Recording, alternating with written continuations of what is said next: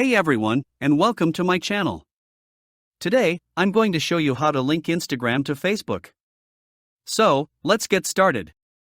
To link your account, open the Instagram app and tap on your profile picture in the bottom right corner.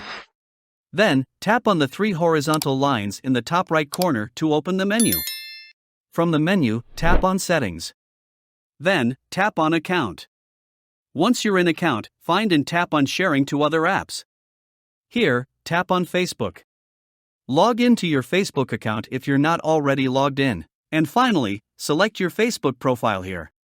If you've created any Facebook page, it will also show here and you can select them.